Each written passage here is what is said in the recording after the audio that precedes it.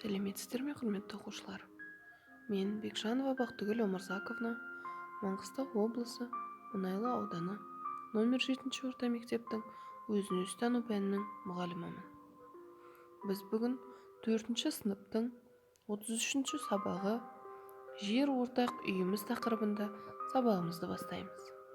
Сабағымыздың құндылығы сүйіспеншілік, қасиеттері жақсы көру, қамқорлық, бауырмалдық. Сабағымыздың мақсаты оқушыларға жер барлық адамға ортақ екенін түсіндіру, сүйіспеншілік құндылығының мәнін ашу. Оқушыларға туған жерін жақсы көруді үйрету, туған жеріне қамқорлық жасауға қасиеттерін дамыту. Оқушыларды бауырмалдылыққа тәрбиелеу. Ендеше балалар, сабағымызды өзін-өзі тану пәнінің 5 ережесін еске түсіруден бастайық. Талап, тәртіп, татулық, тазалық, тыныштық сақтасақ, сабағымыз ойдағыдай өтеді. Ендеше балалар, тыныс алу жаттығуына назар аударайық. Тыныс алуға зейін қоямыз. Сіздерден аяқ-қолдарыңызды айқастырмай отыруыңызды өтінемін. Біз қазір тыныс алу жаттығуын жасаймыз.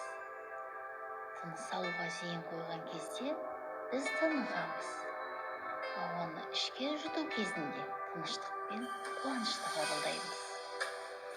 Демді сыртқа шығарған кезде өзіміздегі мазасыздықты сыртқа шығарамыз. Кәне дайындалайық балалар. Көзімізді жұмамыз, арқамызды тіктейміз, қолдарымды тізеге қоюға болады.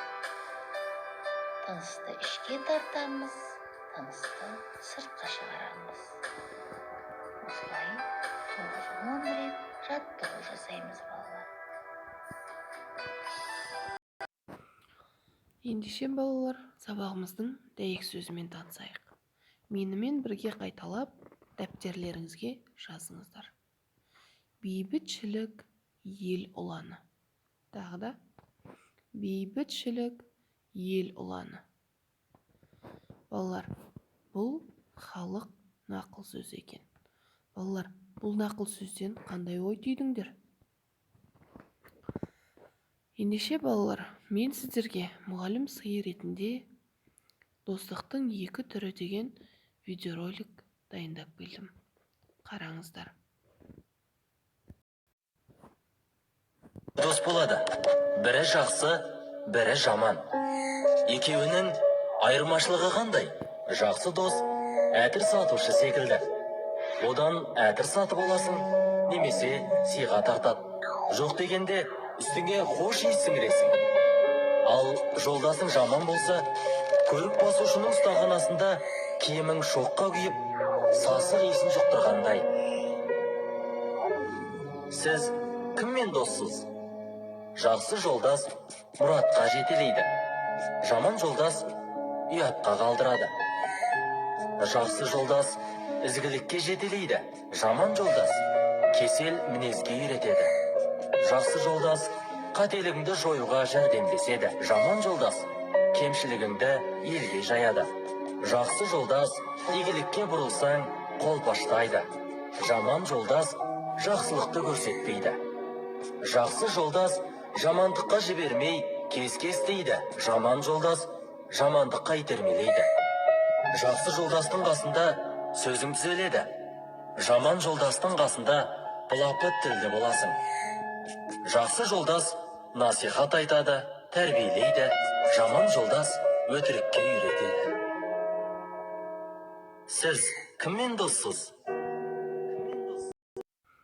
Балалар, достардың қандай түрі болатынын көрдік, иә? Енді қалай ойлайсыздар?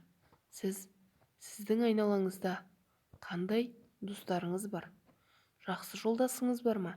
Әлде жаманды жолдасыңыз бар ма? Соны ойланып, ойға түйіңдер. Келесі шығармашылық жұмыс. Шығармашылық жұмыс оқулықтағы 146-147 беттегі 2 және 3 тапсырмаларды орындау. Ендеше балалар, сабағымыздың соңғы сәтіне де жетіп қалдық. Топпен ән айтайық. Балалық шақ әні.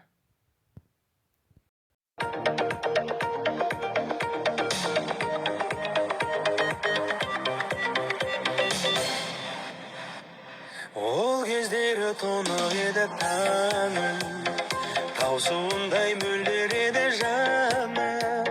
Ақ таяқпен шапқылаушы шіркін, қара жолдың бұрқыратып шаңы. Сол кешегі бала күнім қайда, ойнақтаған ұқсап қолым тая. Шынымен ақ шырын шақтар сол бір, сол бір, сол бір. Енді ешқашан қайтып оралмаймын.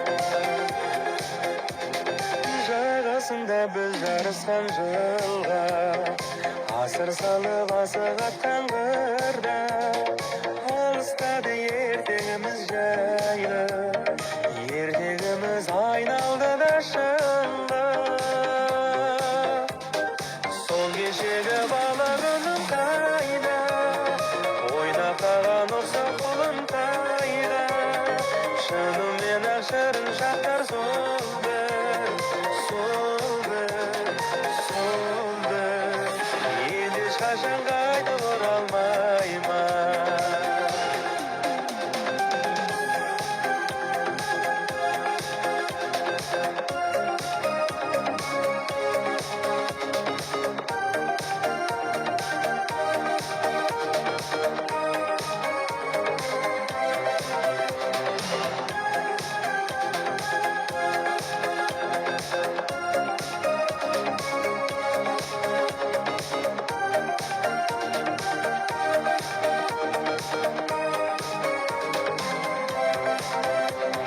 Сол кешегі бала күнім қайда, ойнақтаған ұқсап қолым тайда.